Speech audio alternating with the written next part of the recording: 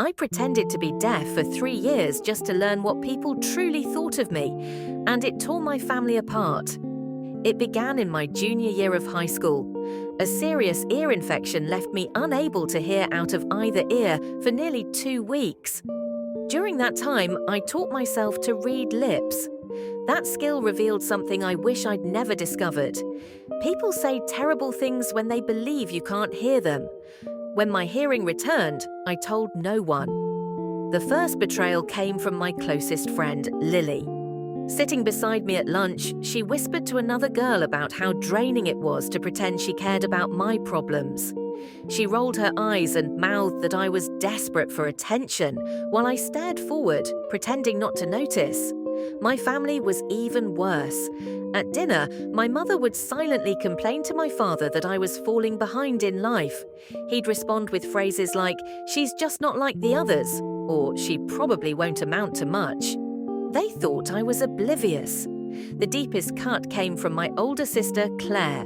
She was the pride of the family, top grades, team captain, early acceptance into an elite university. I believed we were close. I was wrong. One evening, Claire brought her boyfriend over to study. I sat in the living room, supposedly working on homework. From where I was, I could see them clearly at the kitchen table. Her boyfriend gestured toward me and asked if I was always that helpless. Claire laughed and replied that our parents treated me like a failure because I was their disappointment. She said it made her life easier.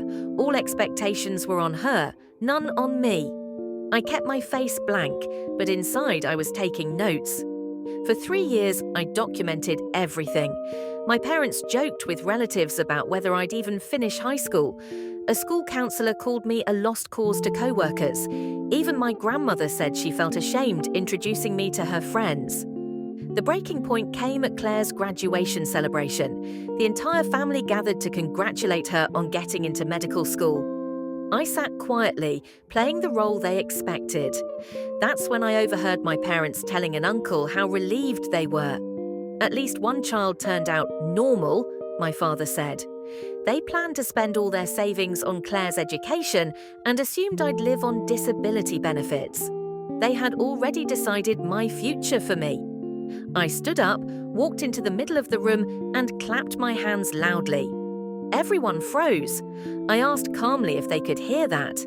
Then I told them the truth, that I'd been able to hear perfectly for years, that I'd heard every insult, every plan, every cruel word spoken behind my back.